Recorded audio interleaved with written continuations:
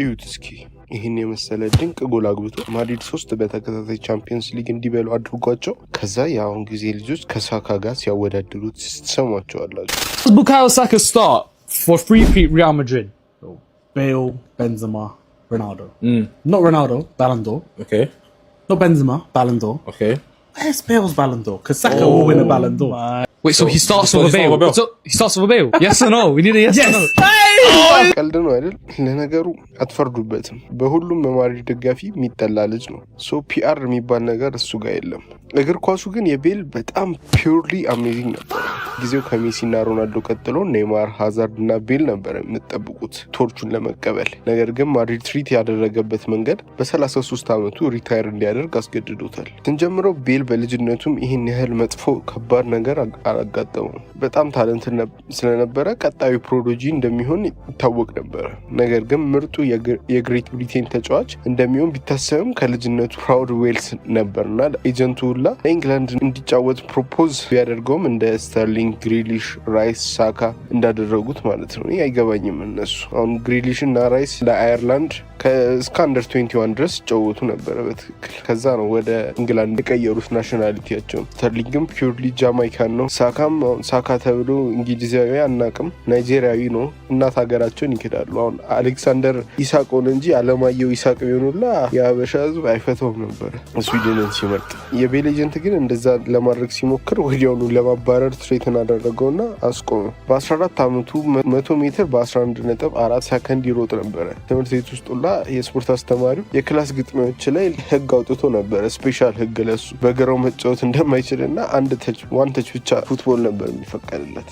በ16 ዓመቱ በጊዜው ቻምፒየንሺፕ ለነበሩት ሳውዛምፕተን ፈረመ እና ዘ ሰከንድ ያንገስት ፕሌየር ሆነ በሳውዛምፕተን ሂስትሪ ላይ ለሳውዛምፕተን ለመጫወት ከቲዮ ዋልኮት ቀጥሎ። የመጀመሪያ ጎሉን ቅጣት ምት ካውንቲ ላይ ራይድ ፓርክ ላይ አገባ። በዛም ዓመት ላይ የዊልስ ያንገስት ፕሌየር ሆኖ ተሸለመ። ቻምፒየንሺፑም ላይ ያንገስት ፕሌየር ኦፍ ዘ ኢየር ሆኖ አመቱ ሲያልቅ ወሰደ። ባይ ዘ ዌይ ያኔ ሌፍት ባክ ነበር የሚጫወተው። ላስት ጌም ደግሞ ቻምፒየንሺፕ ፕሌይኦፍ ሴሚ ፋይናል ነበረ፣ ግን ሃፍ ታይም ላይ ጉዳት አጋጠመውና ተጫዋተው ወጥቶ ነበረ።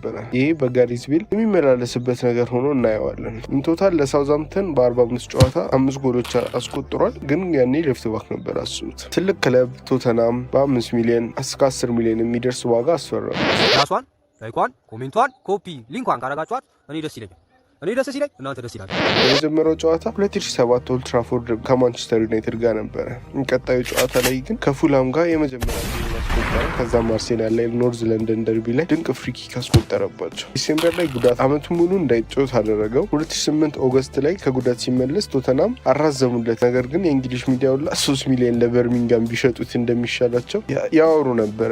2009 ላይም ሌላ ጉዳት እና ሰርጀሪ ማሰራት ነበረበት። ያሳዝናል። ምክንያቱም በጉዳቶቹ ምክንያት 3ኛ አመቱ ነው አሁን ያለው ቶተናም ጋር ምንም ጨዋታ አላሸነፈም እስካሁን ድረስ በ3 አመት ውስጥ። አሶከቱን ታውቁታላችሁ እና በዛ ጊዜ ቦታውን ይዞበት ነበር፣ ግን እሱም ሲጎዳ ጋሪዝ ቤል ቦታውን መልሶ ያዘው። አሪፍ ፎርም ላይ ቆየ። አርሴናል ላይም አሁንም ማሸነፊያውን ጎል አስቆጠረ። በጊዜው ቻምፒዮንሺፕ የሆኑ ቼልሲ ላይ በቀኝ እግሩ አስቆጠረ። በዛችም ወር ላይ ፕሌየር ኦፍ ዘ መንዝን ወሰደ። ከዛ ቻምፒዮንስ ሊግም ኳሊፋይ እንዲያደርጉ ቶተናምን አደረጋቸው። ቀጣዩ አመት ሲመጣም እቺን ድንቅ ጎል አስቆጠረ። ያራቁታቸው ግሩፕ ስቴጅ ላይ የሚገርም ፐርፎርማንስ ማሳየት ጀመረ። ቻምፒየንስ ሊግ ደስ ይላል። ሳንሲሮ ላይ ደግሞ መጫወት ሌላ ሌቨል ይሰጠዋል። 2010-11 ላይ ቶተናም ቻምፒየንስ ሊግ ተመልሰው ኢንተር ሚላንን ግሩፕ ስቴጅ ላይ አገኙ። ኢንተር ሚላን ሳሙኤል ኤቶ፣ ዌስሊ ሽናይደር፣ ማይከን፣ ካፕቴን ዛኔቲ እና ጩጫዋ ፊሊፕ ኮቲኒዮ ነበር የመጀመሪያ አስተላለፍ ላይ። ቶተናም ደግሞ ጋሪዝ ቤልን ጨምረው ሉካ ሞድሪች፣ ዘ ኦሪጂናል ሮቦት ፒተር ክራውች፣ ዊሊያም ጋላስ እና ወጣት አረን ሌነን ነበሩ። ሳንሲሮ እንደ ቻምፒየንስ ሊግ ሆልደር የሌለ ሮክ ያደረገ ነበር ለኢንተር ሚላን። ጨዋታው ጀመረ። ብዙም ሳይቆይ ዛኔቲ ለኩቲኒዮ ያቀበለው። ኩቲኒዮ ክሎስ ኮንትሮሉ አትራክት ያደርጋል ብዙ ተከላካዮችን። ለኤቶ ሲሰጠው ምርጥ አይኪው ፍሮም ኤቶ፣ ምክንያቱም ከኋላ ዛኔቲ ያደረገ የነበረ ናይቶታል። ለዛኔቲ ሲያቀብለው ዛኔቲ ድንቅ ጎል አስቆጠረ። አሪፍ ፊኒሽ። በ2 ደቂቃ መሩ ኢንተር ሚላኖች። 8ኛው ደቂቃ ጭራሽ በረኛው ኤቶን ቦክስ ውስጥ ጠለፈውና ቀይ ካርድ ሰጠ። ደንግጦ በረኛው እዛው መስመር ላይ ነበረ የተመለሰው። ቻምፒየንስ ሊግ ብርቁ። የቀድሞ ቼልሲ በረኛ ካርሎ ኩዲቺኒ ተቀይሮ ገባ። ሉካ ሞድሪችም ወጣ። ኤቶ ኦፍ ኮርስ አይስትም ፔናልቲውን አስቆጠረ። ከ3 ደቂቃ በኋላም ኤቶ ድጋሚ አሪፍ ዋንተች ተጫውቶ ለስታንኮቪች ኳስ ሲሰጠው እሱም አሸማቆ አስቆጠረው 3-0 ከ5 ደቂቃ ውስጥ። ትንሽ ጨዋታው ቢረጋጋም ከ20 ደቂቃ በኋላ ኩቲኖ እንደተለመደው ኳስ ሲይዝ እግሩ ስር ግር ሲሉ ቶተናም ለኤቶ ሰንጥቆለት ኤቶ አይስትም ታውቁታላችሁ። ጨዋታውን አራተኛ እና የራሱን ሁለተኛ ጎል አስቆጠረ። ኩቲኖ ራሱ አምስተኛ ልትደግም ነበረ ግን ፈርስት ሃፉ 4-0 አለቀ። ሰከንድ ሃፍ ላይም ሽናይደር የተቀማውን ኳስ ክራውች ለቤል ሰጠው። ቤልም ገሰገሰ። ማይኮንን አልፎ ዛኔቲም ጥላውን ራሱ ሊደርስበት አልቻለም። የቤልን ጁሊዮ ሲዛር ሁላ ሪያክት ማድረግ አልቻለችም። ፓወርፉል ሾት መጥቶ አስቆጠረ። 4-1 አደረጋቸው። ጋሪዝ ቤል ቀምቷቸው የነበረውን ኳስ ድጋሚ ወስደው ጄናስ ሲሰነጥቅለት ዛኔቲ አሁንም ጥላው ላይ አልደረሰበትም። ጁሊዮ ሲዛር አሁን ቢጠብቅም ምንም ሊያስቆመው ሁለተኛውን ጎል አስቆጠረ ጋሪዝ ቤል። አሁን አሮን ሌንን ነው ሩጫውን የሚያደርገው እና አመቻችቶ ለጋሪዝ ቤል ሲሰጠው ጋሪዝ ቤል እዛው ተመሳሳይ ኮርነር ላይ ካትሰን ሳንሲሮ ይዩት እስኪ ሃሪሪና ምን ሰራው ብሎ ነው እንደዚህ የሚያሽቀብጠው። በሜዳቸው አምጥተው 3-1 ሲያሸንፏቸው ኢንተርን 2 አሲስት ሰጠ። ግሩፕ ስቴጁንም አለፉ። ራውንድ ኦፍ 16 ኤሲ ሚላንን አልፎ ሪያል ማድሪድ ግን ጣላቸው። ሊግ ላይም አሪፍ ፐርፎርማንስ ስላሳየ ፒኤፍኤ ፕሌየርስ ፕሌየር ኦፍ ዘ ይር በላ። አስተያየታችሁን እስቲ ኮመንት ላይ አስቀምጡልኝ። ቪዲዮን ላይክ ሼር አድርጉላችሁ ለጓደኞቻችሁ። ሰብስክራይብ ማድረግ አትርሱ። ሌፍት ዊንግ እና ራይት ዊንግ ያፈራርቅ ነበር። አሁን 2011-12 ላይም ቶተናምን አራተኛ አስጨርሶ ቻምፒየንስ ሊግ ገባም። ቼልሲ ቻምፒየንስ ሊግ መብላቱንና ከቶፕ 4 ውጪ ስለነበረ አራተኛውን አስወጥቶ የቻምፒየንስ ሊግ ቦታውን ያዘባቸው። ቶተናም ዩሮፓ ሊግ ላይ ገብተው እዛም 3 ጎሎችን አስቆጠረ። ነገር ግን ኳርተር ፋይናል በባዘል ወደቁ። ሊግ ላይ ግን በ33 ጨዋታዎች 21 ጎሎችን አስቆጠሩ። በአንድ ነጥብ አርሴናል በልጠዋቸው ቻምፒየንስ ሊግ ፉትቦልን በድጋሚ አጡ። ፕሌየር ኦፍ ዘ ይር እና ያንግ ፕሌየር ኦፍ ዘ ይር በአንድ የተሸለመ። ከሱ በፊት ማነው እንደዛ ያደረገው? ክርስቲያኖ ሮናልዶ። ያውም እሱ ቻምፒየንስ ሊግ እና ፕሪሚየር ሊግ በልቶ ማለት ነው። ምን ያህል ምርጥ እንደነበር ይሄ ያሳያል። 2013 ላይ ስፓኒሽ ጃይንትስ ሪያል ማድሪድ ያስፈረሙት ትንሽ ግርታ ፈጥሮ ነበር። ምክንያቱም ስፓኒሽ ፕሬስ 91 ሚሊዮን ዩሮ ብሎ ሲዘግብ፣ ብሪቲሽ ሚዲያ ደግሞ 100 ሚሊዮን ዩሮ ብሎ ነበር የሚዘግቡት። ይህ ደግሞ የክርስቲያኖ ሮናልዶ ወደ ማድሪድ የመጣበትን ሪከርድ ይሰብሯል። አነሰሲሪ ድራማ ነው። እውነት ለመናገር ማድሪድ ቴሌኖቬላ ያቀርባሉ ከምርጥ እግር ኳሳቸው ጋር፣ ግን የሮናልዶ ሪከርድ እንደተሰበረ ተረጋገጠ ትንሽ ቆይቶ። በመጀመሪያ ጨዋታው ጎል አስቆጠረ ቪያሪያል ላይ። ነገር ግን ጉዳት ድጋሚ የጀማመረው ሊግ ላይ 15 ጎልና 12 አሲስት አደረገ በ27 ጨዋታ። የጎል ኮንትሪቢዩሽን ኤ ጌም ማለት ነው። ቻምፒየንስ ሊግ ላይ 10 ጎልና አሲስት በ12 ጨዋታ። ኮፓ ዴል ሬይ ፋይናል ላይም ያንን ምርጥ ጎል ሮናልዶ ሳይኖር ስቴፕ አፕ ማድረግ እንደሚችል ለማሳየት ባርትራን አልፎ አስቆጠረ። ፋይናል ላይ ደግሞ ራሞስ አቻ ቢያደርግም ማድሪድ እንዲመሩ ያደረገው ጋሪዝ ቤል ነበረ።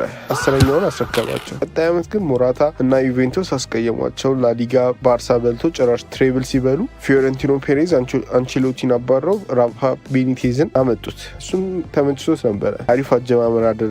ግን ሪያል ማድሪድ ቴሌኖቬላ ይወዳሉ። ከ25 ጨዋታ ነበር የተሸነፈው ማድሪድ። ግን የስኳዱ አልተመቻቸውም ራፋ ቤኒቴዝ፣ ስለዚህ አባረሩት። ቤልም በዛ ምክንያት ተናዶ ነበር። ምክንያቱም ተጫዋቾቹ ስለተመቻቸው ብቻ አሰልጣኝ ይባረራል የሚለው ኮንሰፕት አልተመቸውም። ዚዳን ሲመጣም ያን ያህል ለራፋ ሎያል የሆነ ስለመሰለው በጣም አውት ኦፍ ሂዝ ዌይ እንደሄደ ስላሰበ ቤንች ማድረግ ጀመረ። ዚዳንም ግን በዛ ዓመት በ23 ጨዋታ 29 ጎልና አሲስት ይዞ ነበረ። በቻምፒየንስ ሊግ ፋይናል ላይ ሁላ ከአትሌቲኮ ጋር አንዳች ያደረገላቸውን ያደረገው ራሱ ጋሪዝ ቤል ነበር እና ኤክስትራ ታይም አልፎላ ደርሰው የራሱን ፔናልቲ አስቆጥሮ ማድሪድ 11ኛ ቻምፒየንስ ሊጋቸው እንዲበሉ አግዟቸው ነበረ። ዩሮ 2016 ላይም ሀገሩን አኩርቶ እስከ ሴሚ ፋይናል ድረስ እንዲጓዙ አድርጓቸዋል፣ እንግላንድን ማሸነፍ ጨምሮ። 2016-17 ሲዝን በጉዳት ነበር ያለፈው። ነገር ግን ላሊጋ በልተው ድጋሚ ቻምፒየንስ ሊግ ፋይናል ሲደርሱ ካርዲፍ ነበር ጨዋታው። ተቀይሮ ገብቶ ምንም ኢንቮልቭ ያላደረገበት ብቸኛው ቻምፒየንስ ሊግ ፋይናል 4-1 አለቀ ጁቬንቱስን ሲያሸንፉ። ቀጣይ ዓመት ቦታውን ለኢስኮና አሴንሲዮ ያጣው ጋሪዝ ቤል ምርጥ ኢምፕሩቭመንት አሳየ። በተሰጠው 26 ጨዋታዎች 16 ጎልና 2 አሲስት እና ቻምፒየንስ ሊግ ፋይናሉ ላይም ከሊቨርፑል አንድ አቻ እያሉ ዚዳን ቀይሮ አስገባው። ከዛ ማርሴሎ ክሮስ ያደረገለትን ኳስ ኦቨርሄድ አስቆጥሮ ዋን ኦፍ ዘ ቤስት ጎልስ ኢን ቻምፒየንስ ሊግ ፋይናል አሳየ። ከዛም ማርሴሎ ስዊች አድርጎ ፕሌዩን ለጋሪዝ ቤል ሲሰጠው አመቻቸና ተኮሰው። ቢሆን ይዟል፣ ግን ስቲል ቤል አስቆጥሯል 2 ምርጥ ጎሎችን። ጨዋታው ሲያልቅ ክርስቲያኖ ሮናልዶ ከክለቡ እንደሚወጣ አሳወቀ። ቤል ይሸከመዋል ተብሎ ይታሰብ ነበር። ዚዳንም ቤልን እንደምን አልሸጣችሁትም ብሎ ሪዛይን አደረገ። ጁሊያን ሎፔቴጊ መጣ፣ ግን ወዲያው ግን ከሰናበተ። ሳንቲያጎ ሶላሪ መጣ። ትንሽ ቆይቶ ግን ውጤቶች አሪፍ ስላልነበሩ ዚዳን ወደ ክለቡ ተመልሶ መጣ። 2019 ላይ ለማድሪድ 100ኛ ጎሉን አስቆጠረ። ስፓኒሽ አልችልም ብሎ እንግሊዝኛ ያስወራቸው ነበር። ሌሎቹ ለሰርጉ ማንንም ሳይጠራ አከበረ ሰርጉን እዛው ስፔን ውስጥ። ለዩሮ 2020 ኳሊፋይ ሲያደርጉ ዌልስ ከዛ ጎልፍ ከዛ ማድሪድ ኢንዛት ኦርደር የምትለዋን ፍላግ አውጥቶላ ሴሌብሬት አደረገ። ሮዝ ሙቪን ላይ ካስኬላሪ ኪንግ ካኑትን አንገቱን ሲቆርጠው ምክንያቱም በጣም ዌልስን ፍሪ ማድረግ ፈልጎ ነበር፣ ምርጥ ማድረግ ፈልጉበት። ስናዳዲ እንደዚህ መጣላት ለምን እንደሚያስፈልጉ ላይ አይገባኝም እውነት ለመናገር። ቴሌኖቬላ ስልኩ ቀል አይደለም። በቃ ቤል ካልወጣ ከተባለ በማድሪድ ቤት ውስጥ 2019 ላይ ቻይና 1 ሚሊዮን ዩሮ በሳምንት እንክፈል ብለው ሲለምኑት አይ ይቅርብኝ ብሎ ቀረዘው። 2020 ላይ ግን ከቶተናም ጋር ውሰት እንዲመጣ ተስማሙ። በ20 ጨዋታ 11 ጎል በማስቆጠር ቼልሲ ለመናገር የጠቀሙት። እዚህ ካላችሁ ላስት ጌም ቼልሲ በአስቶን ቪላ 2-1 ተሸንፎ ሌስተር ደግሞ 2-1 መርተው ቻምፒየንስ ሊግ የሚያስገባቸውን ውጤት ይዞ ነበረ። ጋሪዝ ቤል ግን ሌላ ሀሳብ ነበረው። ማሸነፊያውን እና 4-2 የሚያደርጉበትን ጎሎች አስቆጥሮ አስታወሰን የድሮ ቤል ምን ያህል ይችል እንደነበር። ቀጣይ ዓመትም ማድሪድ ተመልሶ ምንም አላደረገም። በ5 ጨዋታ 1 ጎል አስቆጠረ። ከዛ ግን ዌልስ ለመጀመሪያ ወርልድ ካፓቸው ኳሊፋይ አድርጎ ወደ አሜሪካ ሄደ። እዛም ዋንጫ እንዲበሉ አግዞ ወርልድ ካፕ የዌልስን የመጀመሪያ ጎል በፍሪኪክ አስቆጠረ። ከዛም ሪታየር እንደሚያደርግ አናውንስ አደረገ። ይሄ ቪዲዮ የሰው ደስታ ለሚያስደስታችሁ ነው። ፕላሷን፣ ላይኳን፣ ኮሜንቷን፣ ኮፒ ሊንኳን ካረጋችኋት እኔ ደስ ይለኛል። እኔ ደስ ሲለኝ እናንተ ደስ ይላችኋል። እናንተ ደስ ሲላችሁ እኔ ደስ ይለኛል። እኔ ድጋሚ ደስ ሲለኝ እናንተ ደስ ይላችኋል። እናንተ ደስ ሲላችሁ ወይኔ ወይኔ ወይኔ ፈጣሪ ሆይ ደስ አንልም።